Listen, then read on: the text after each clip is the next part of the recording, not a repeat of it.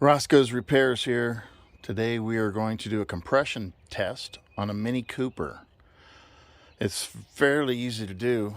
The reason you'd want to do this is to find out if you've had any kind of catastrophic failure to your rings, or to your piston, or to your cylinder, or to your valves. If you have valve damage or any kind of damage inside the cylinder, then you're going to lose compression. And if you lose compression, your engine's going to misfire. So this can single out which cylinder is causing the problem, or it can show you that there's absolutely nothing wrong with your engine and you don't have to have any engine work done. You just might need to replace a spark plug wire, a coil, or the injectors, which are located under this cover right here.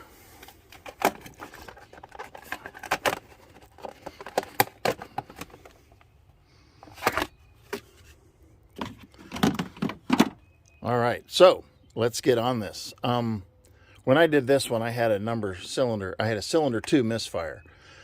And to check that, I pulled off the plug wires one by one while the engine was running. And I found out that cylinder 2 was not contributing to the engine RPMs. So when I pulled that plug wire, the engine didn't change in RPMs. All the other ones caused the engine to slow down. You know, the RPMs would slow down and it would almost die.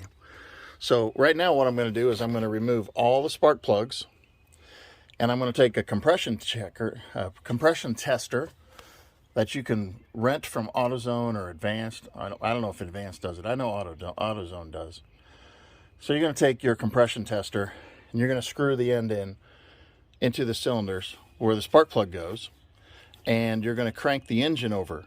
Now you're going to remove all the spark plugs and get them out of the engine. So I'm going to do that now, and then I'm going to come back. All right, I've loosened the spark plugs. I'm going to take them out. But by doing this, what we can do is we can find out which cylinders possibly have a mechanical problem. A lot of places will tell you, oh, you're misfiring, you need a whole new head gasket, you need a whole new engine. And it's like, no, you don't. All you need is a spark plug, or all you need is a new fuel injector like I needed. Mine needed a fuel injector. I had one that went bad. The engine's running great now because it's hitting on all 4 cylinders. So I'm going to continue to remove these, and what you're going to do when you are done doing this is, the reason you want all 4 spark plugs out of the engine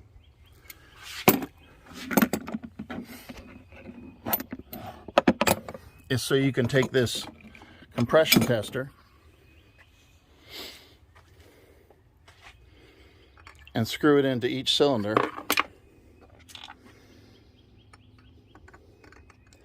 And you don't want to wrench this on there, otherwise it can get stuck in there. And because sometimes this little junction right here will spin, and it's not supposed to, but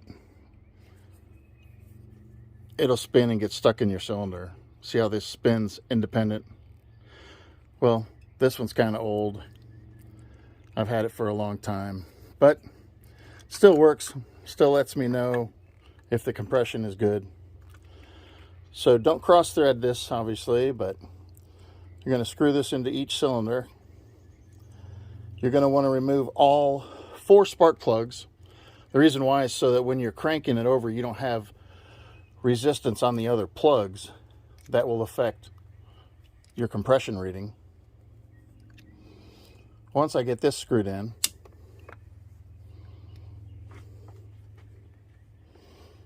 it's going to bottom out and it's going to stop turning. Well, it'll turn, but it'll turn on that. It doesn't take much. Yeah, that's all the way in now. Now I'm going to put this over to the side.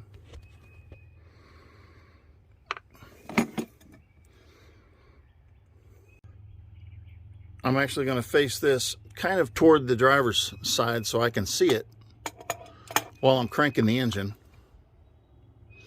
This is a pressure relief valve right here. Now, I'm going to get the other two spark plugs out.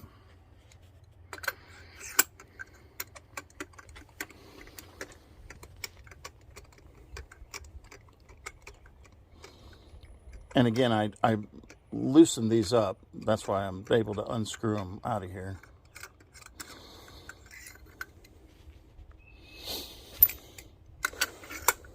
Ooh, that one's warm. I started the engine before I did this just to warm it up. Didn't want my hands cold while I was working. All right, so I'm getting the last spark plug out of here. Probably would be a good idea to not leave these spark plugs laying around so they fall around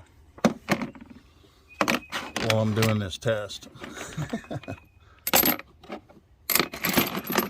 All right, now I'm going to go inside the car and I'm going to turn the key over and I'm going to watch that compression tester, and it should come up to 150 psi.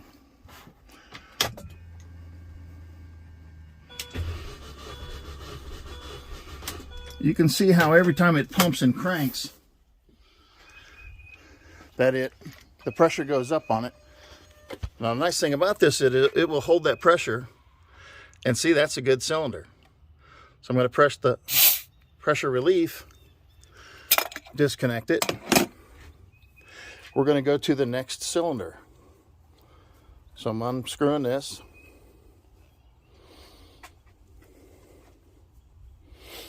Now sometimes you'll have a problem with these unscrewing, and then you just got to get creative on how to get that out of your cylinder head.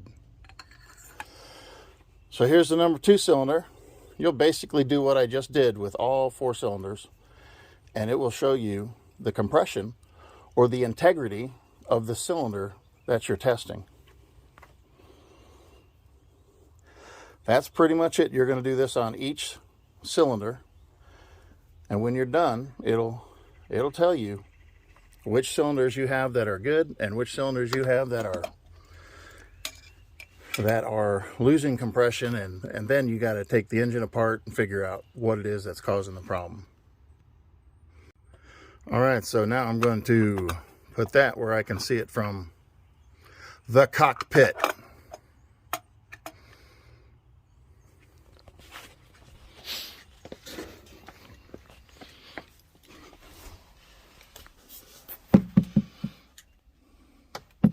I don't know that I can see that, but you don't necessarily need to see it. I would just go through like 3 seconds, 4 seconds of cranking. Come back out here, look at it, and yep, it's good. That cylinder is good.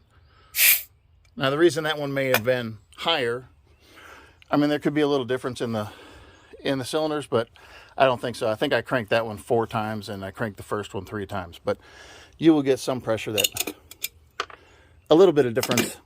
But if you do this on all the cylinders, it'll tell you if your engine is good or bad. And again, you don't necessarily need to replace your whole engine. All you have to do is find out the spark plug or the injector that's bad, and run it. I mean, the coil pack could be bad too. One of the wires going through the spark plugs could be bad. All right, we're going to check cylinder 3 now.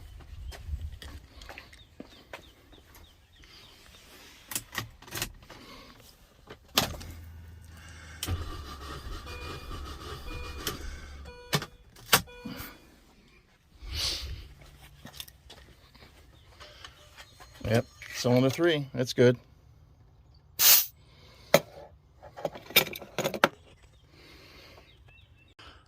Let's check cylinder 4 now.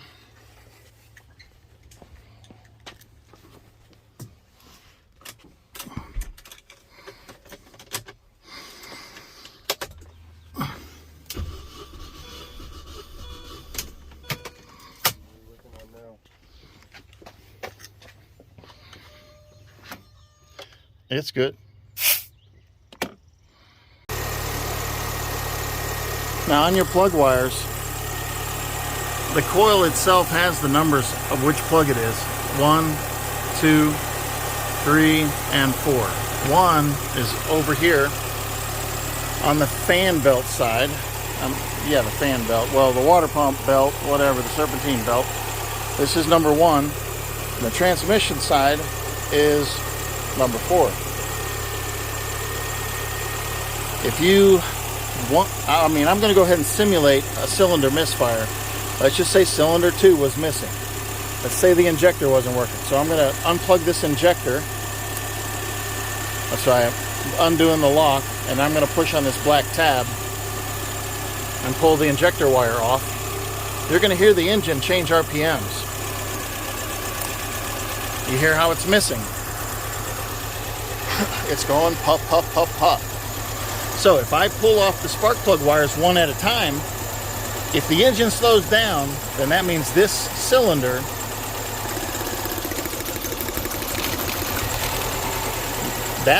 is doing some work.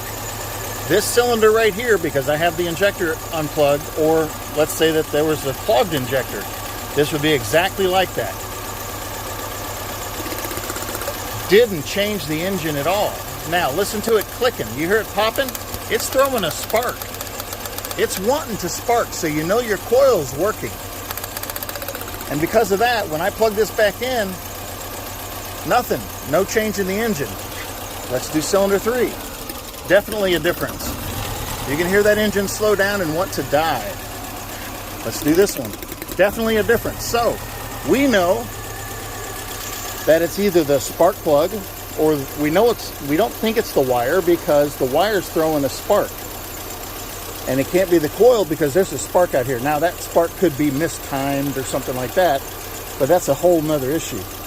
So when we plug back the injector, and this is how I found out my injector was bad, because I moved my injector like a moron from cylinder 2 to 3, which was a lot more work because there are 2 sections here of the retainer housing.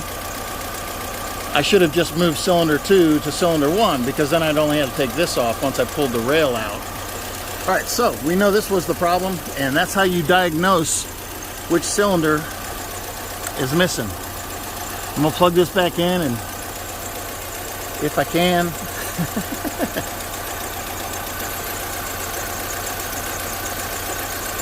And as soon as that injector starts hitting,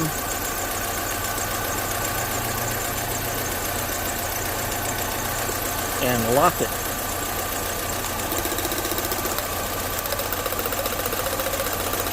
Now you're running on all 4s, so well, I know this injector is working. But anyway, that's how you diagnose an engine, and you don't even have to take it to the dealer to diagnose your engine.